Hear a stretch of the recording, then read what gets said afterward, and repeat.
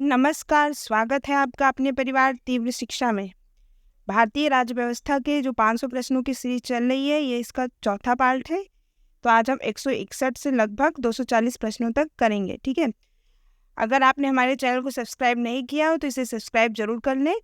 ये इतिहास, भूगोल और ये राज्य व्यवस्था समाप्त होने के बाद हम साइंस की सीरीज 500 प्रश्नों की चलाएंगे।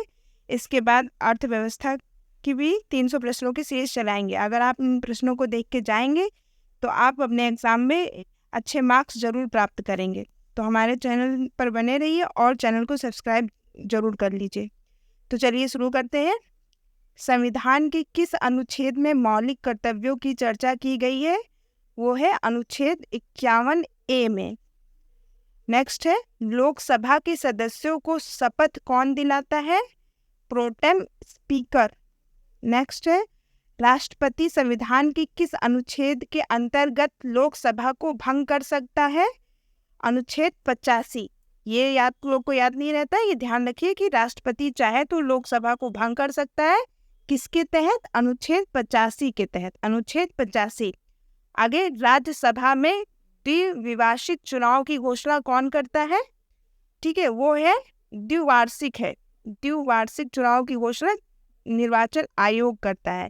राज्यसभा में 2 वर्षों में लोग रिटायर होते रहते हैं ना, मतलब 2 वर्षों के बाद दूसरे लोग आ जाते हैं। तो ये द्विवार्षिक चुनाव की घोषणा निर्वाचन आयोग करता है।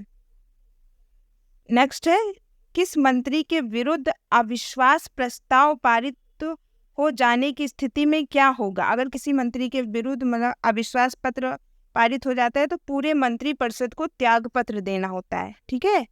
जैसे मोदी हैं, उनके प्रति अगर अविश्वास प्रस्ताव पारित हो जाता है तो मोदी कैबिनेट के जितने भी मंत्री हैं सभी को त्यागपत्र देना होगा। आगे, किसी विधेयक को धन विधेयक होने का अंतिम निर्णय कौन देता है? ये लोकसभा का अध्यक्ष। नेक्स्ट, भारत के संविधान के किस अनुच्छेद में अस्पृश्यता को समाप्त करने का प्रावधान है? अनुच्छेद 17 में। आगे, डॉक्टर भीमराव अंबेडकर ने किस मौलिक अधिकार को हृदय और आत्मा कहा है संविधान का? वो है संवैधानिक उपचारों के अधिकार को। संवैधानिक उपचारों के अधिकार को।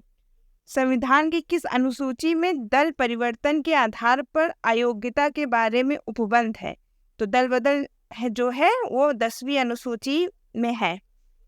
आगे, भारत का राष्ट्रपति अपना त्यागपत्र किसे सौंपते हैं? उपराष्ट्रपति को, ठीक है। आगे, मूल संविधान में कितनी अनुसूचियां थी? 8 अनुसूची। आगे, अब 12 अनुसूची हो चुकी हैं। नेक्स्ट है, वर्तमान में संविधान की कुल कितनी अनुसूचियां हैं? 12 हो चुकी हैं ना। आगे, भारत के संविधान की प्रस्तावना में समाजवादी, पंथ निरपेक्ष इन शब्दों को किस संशोधन के द्वारा जोड़ा गया है? तो ये 42वें संविधान संशोधन 1976। आगे, भारतीय संविधान सभा की प्रारूप समिति के अध्यक्ष डॉक्टर भीमराव अंबेडकर। नेक्स्ट, भारत की संविधान सभा गठित करने का आधार क्या है? Cabinet mission plan 1946। जो संविधान सभा भारत में है इस समय, उसका आधार कैबिनेट मिशन प्लान 1946 है। गठित करने का आधार ध्यान रखिएगा, गठित जरूर वहां पे लिखा हो। आगे, भारतीय संविधान के अंतर्गत मूल अधिकारों का संरक्षण कौन करता है? न्यायपालिका। नेक्स्ट है, मौलिक अधिकारों का निलंबन कौन कर सकता है? राष्ट्रपति। कब? आपातकाल की स्थिति में। नेक्स्ट, भारत के संविधान में मौलिक अधिकार मूल संविधान का हिस्सा है। पहले नहीं था, मूल संविधान का हिस्सा था, मौलिक कर्तव्य नहीं था, लेकिन अब उसे भी 51A के तहत जोड़ा गया है भाग 4 में। आगे, प्रथम भाषाई राज्य किसे बनाया गया? आंध्र प्रदेश को। भारत संघ में कितने राज्य हैं? 28 राज्य हैं। नेक्स्ट, भारतीय संविधान अनुच्छेद 1 में यह घोषणा की गई है कि इंडिया अर्थात भारत है। इंडिया और भारतीय दोनों शब्दों का कहाँ पर ये घोषणा की गई है? तो राज्यों का संघ, भारत राज्यों का संघ है, ऐसे ही लिखा हुआ है ना प्रस्तावना में। आगे, भारतीय संविधान के किस अनुच्छेद में अनुसूचित जातियों और अनुसूचित जनजातियों के लिए आरक्षण का प्रावधान है? जिन लोगों को आरक्षण मिलता है ठीक है, तो वो अनुच्छेद 335 के तहत अनुसूचित जातियों और अनुसूचित जनजातियों को आरक्षण प्राप्त है, अनुच्छेद 335 के तहत। आगे संविधान सभा के स्थायी अध्यक्ष डॉक्टर राजेंद्र प्रसाद थे। नेक्स्ट है लोकसभा की सदस्यता हेतु न्यूनतम आयु कितनी होनी चाहिए? 25 वर्ष। लोकसभा में सदस्यता हेतु न्यूनतम आयु 25 वर्ष होनी चाहिए। राज्यसभा के लिए 30 वर्ष होनी चाहिए, ध्यान रखिएगा। आगे किस संविधान संशोधन द्वारा दिल्ली को राष्ट्रीय राजधानी क्षेत्र का दर्जा दिया गया? ये है 69वें संविधान संशोधन के द्वारा। किस संविधान संशोधन द्वारा दिल्ली को राष्ट्रीय राजधानी घोषित किया गया? वो है हमारा 69वां संविधान संशोधन। 69वां संविधान संशोधन रटिए और याद रखिए जरूर। आगे स्वतंत्र भारत के प्रथम लोकसभा के अध्यक्ष कौन थे? स्वतंत्र भारत के प्रथम लोकसभा अध्यक्ष गणेश वासुदेव मावलकर। गणेश वासुदेव मावलकर। नेक्स्ट, मुख्य चुनाव आयुक्त की नियुक्ति कौन करता है? चुनाव आयुक्त की नियुक्ति राष्ट्रपति। मुख्य चुनाव आयुक्त की नियुक्ति राष्ट्रपति करता है। राज्य के विधान परिषद की कितने सदस्य विधानसभा द्वारा चुने जाते हैं? 1/3 सदस्य। राज्य विधान परिषद कि कितने सदस्य विधानसभा द्वारा चुने जाते हैं? 1/3। और प्रत्येक 1/3 सदस्य हर 2 वर्ष में मतलब रिटायर होते रहते हैं। आगे चालू वित्तीय वर्ष के परिणामों को आधार मानकर अगले वर्ष का बजट तैयार करना क्या कहलाता है? निष्पादन बजट। ठीक है, चालू वित्तीय वर्ष के परिणामों को आधार मानकर अगले वर्ष का बजट तैयार करना, इसी को हम निष्पादन बजट कहते हैं, इंग्लिश में परफॉर्मेंस बजट। ठीक है, जैसे अभी क्या चल रहा है? 23 है ना, 23 चल रहा है, तो 22-23 का बजट आया होगा और 23-24 का भी आ गया होगा, तो इसी को परफॉर्मेंस बजट या निष्पादन बजट बोलते हैं। भारत सरकार के बजट के आंकड़ों में कुल व्यय और कुल प्राप्ति के बीच अंतर को क्या बोलते हैं? बजटीय घाटा। कुल व्यय और कुल प्राप्ति के बीच का अंतर बजटीय घाटा। नीति आयोग भारत के संविधान के किस अनुच्छेद के तहत गठित किया गया? इसका आंसर होगा कोई नहीं, क्योंकि नीति आयोग संविधान में इसका किस वर्णन नहीं है। इसको भारतीय के जो संविधान का विकास, भारत का विकास के तौर पर सन 2015 में इसको बनाया गया है। ठीक है, तो ये संविधान के किसी भी अनुच्छेद में इसका वर्णन नहीं है। आगे है भारतीय संविधान सभा के प्रथम दिन के अधिवेशन की अध्यक्षता इन्होंने की थी। किन्होंने? डॉक्टर सच्चिदानंद सिन्हा, ये अस्थायी अध्यक्ष थे। तो भारतीय संविधान के प्रथम दिन का अधिवेशन की अध्यक्षता सच्चिदानंद सिन्हा ने किया। नेक्स्ट है भारत के संविधान का निम्नलिखित में से कौन सा अनुच्छेद अस्पृश्यता का उन्मूलन से संबंधित है तथा किसी भी रूप में इसका आचरण का निषेध करता है? वो है अनुच्छेद 17। नेक्स्ट, भारतीय संविधान में समानता का अधिकार 5 अनुच्छेद द्वारा प्रदान किया गया है। वह है 5 अनुच्छेद 14 से 18। कौन से? समानता का अधिकार है। अनुच्छेद 14 से 18 में समानता का अधिकार का वर्णन है। नेक्स्ट, लोकसभा या विधानसभा के निर्वाचन में एक उम्मीदवार अपनी जमानत की राशि को खो देगा अगर उसे कुल वैध मतों का 1/6 मत से कम प्राप्त होता हो।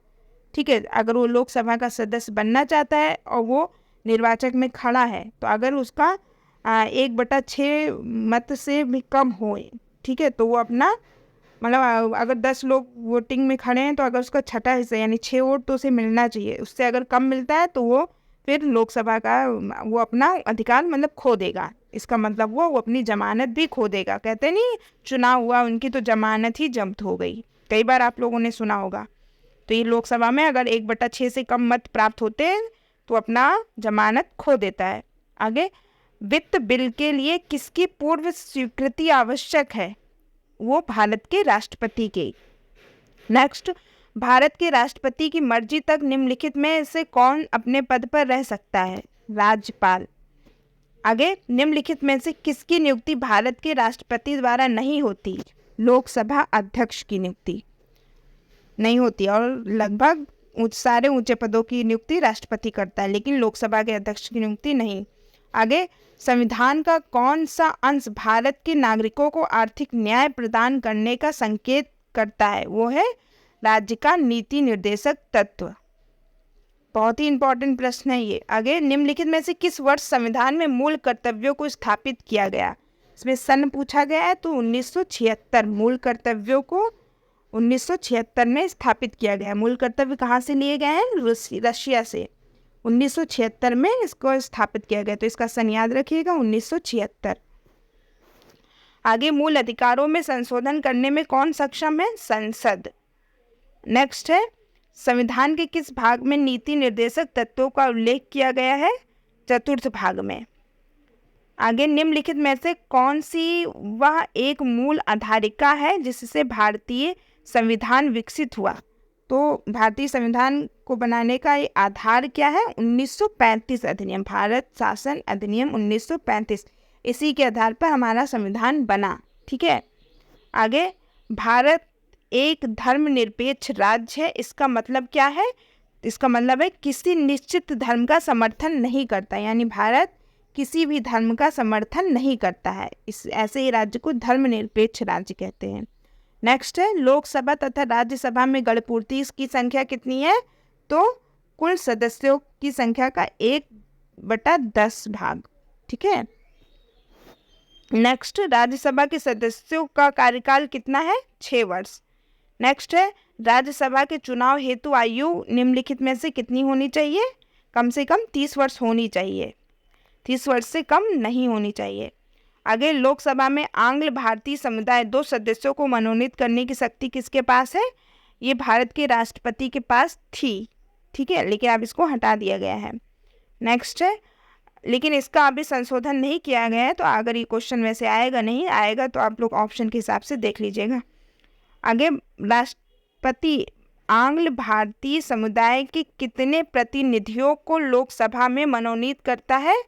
तो ये 2 करता था, ये ध्यान रखिएगा। अगर क्योंकि ये इसको अभी हमारे संविधान में संशोधन नहीं किया गया है, मतलब उसको लिखित रूप में नहीं किया गया है, तो क्वेश्चन बनता है, तो आप लोग 2 लगाइएगा।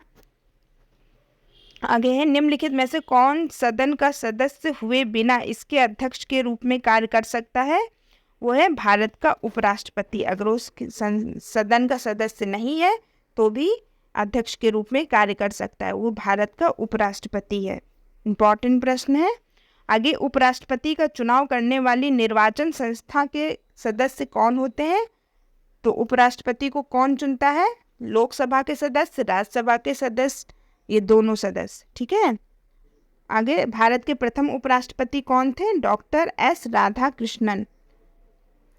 आगे, भारतीय संविधान का कौन सा अनुच्छेद राष्ट्रपति को उच्चतम न्यायालय से परामर्श करने की शक्ति प्रदान करता है? तो अनुच्छेद 143 ये उच्चतम न्यायालय से परामर्श कर सकता है। किसके तहत? अनुच्छेद 143 के तहत राष्ट्रपति उच्चतम न्यायालय से परामर्श ले सकता है। राष्ट्रपति पद के चुनाव संबंधी विवादों को किसे निर्देशित किया जाता है? उच्चतम न्यायालय को। भारत के राष्ट्रपति बनने के लिए किसी व्यक्ति की आयु पूर्ण होनी चाहिए, कितनी? 35 वर्ष। आगे, भारतीय संविधान के अनुसार देश का प्रथम नागरिक कौन होता है? राष्ट्रपति। नेक्स्ट, भारतीय सशस्त्र सेनाओं का सर्वोच्च कमांडर कौन होता है? राष्ट्रपति। संघ की कार्यपालिका शक्ति निहित होती है किसमें? राष्ट्रपति में। संसद के 2 सत्रों के बीच अधिकतम कितना अंतराल दिया जा सकता है? 6 महीने का। नेक्स्ट, भारतीय संसद में शामिल है लोकसभा, राज्यसभा और राष्ट्रपति। आगे, भारत के संविधान के अनुसार भारतीय नागरिकों के मूल कर्तव्य निम्नलिखित में से किसमें है? तो भाग 4 में 51A में मूल कर्तव्य है 51A में। आगे, भारत के प्रत्येक नागरिक का कर्तव्य होगा प्राकृतिक पर्यावरण संरक्षण एवं सुधार। उपरोक्त कथन संविधान के किस अनुच्छेद में है? बहुत ही वेरी इंपॉर्टेंट प्रश्न, अनुच्छेद 48A में।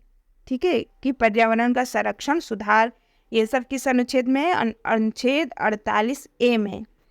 नेक्स्ट है, समान कार्य के लिए समान वेतन भारत के संविधान में सुनिश्चित किया गया है का? ये राज्य का नीति निर्देशक सिद्धांत के अनुसार। आगे, संविधान में राज्य के नीति निर्देशक तत्वों को शामिल करने के पीछे क्या उद्देश्य है? सामाजिक आर्थिक लोकतंत्र की स्थापना। नेक्स्ट, भारतीय संविधान के किस अनुच्छेद में राज्य के नीति निर्देशक तत्वों का उल्लेख है? अभी हमने पढ़ा अनुच्छेद 36 से 51। ठीक है, आगे भारतीय संविधान के अनुसार संपत्ति का अधिकार है विधिक अधिकार।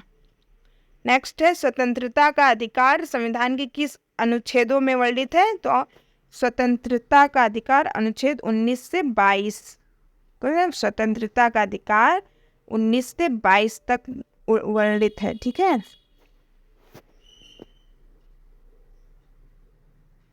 नेक्स्ट है, भारतीय संविधान का कौन सा अनुच्छेद छुआछूत का उन्मूलन करता है? 17। भारतीय संविधान के अंतर्गत मूल अधिकारों का संरक्षक न्यायपालिका होता है। नेक्स्ट, मौलिक अधिकारों का निलंबन कौन कर सकता है? राष्ट्रपति। नेक्स्ट है, भारतीय संविधान के किस अनुच्छेद में प्रेस की स्वतंत्रता वर्णित है? अनुच्छेद 19 का। प्रेस की स्वतंत्रता अनुच्छेद 19 का में वर्णन किया गया। 19 का रख लीजिए, ध्यान रखिए। लेकिन संविधान का अनुच्छेद 370 किस राज्य में लागू था? जम्मू और कश्मीर में। यहाँ पे था, ध्यान रखिएगा। किस देश में दोहरी नागरिकता का प्रावधान है? अमेरिका में। अपने भारत में इकहरी नागरिकता चलती है। आगे, संविधान का कौन सा अनुच्छेद वोट देने का अधिकार देता है? ये सबको पता होना चाहिए। अनुच्छेद 326, वोट देने का अधिकार अनुच्छेद 326, 326। सबसे ज्यादा समय के लिए प्रधानमंत्री पद पर कौन रहे हैं? जवाहरलाल नेहरू। आगे, राष्ट्रपति राज्यसभा में कितने सदस्यों को मनोनीत कर सकता है? 12 सदस्यों को। आगे, अनुच्छेद 14 में कानून की समानता का अधिकार कहाँ से लिया गया है? ब्रिटेन से। ठीक है, कानून की समानता का अधिकार ब्रिटेन से लिया गया है। इंपॉर्टेंट प्रश्न है। संविधान के किस भाग में नीति निर्देशक सिद्धांत वर्णित है? अभी मैंने पढ़ा भाग 4 में 36 से लेकर 51 तक। समान नागरिक संहिता भारत की किस एकमात्र राज्य में लागू है? गोवा। समान नागरिक संहिता, इसी को पूरे भारत में लागू करने के लिए विचाराधीन चल रहा है। आगे, भारत एक धर्मनिरपेक्ष देश है, इसका तात्पर्य क्या है? कि सर्वोच्च धर्मों का महत्व स्वीकार करता है भारत। ठीक है, तो ये 240 प्रश्न कंप्लीट होते हैं। आप इस वीडियो को पूरा जरूर देखें और वीडियो को लाइक सब्सक्राइब जरूर कर दें। धन्यवाद।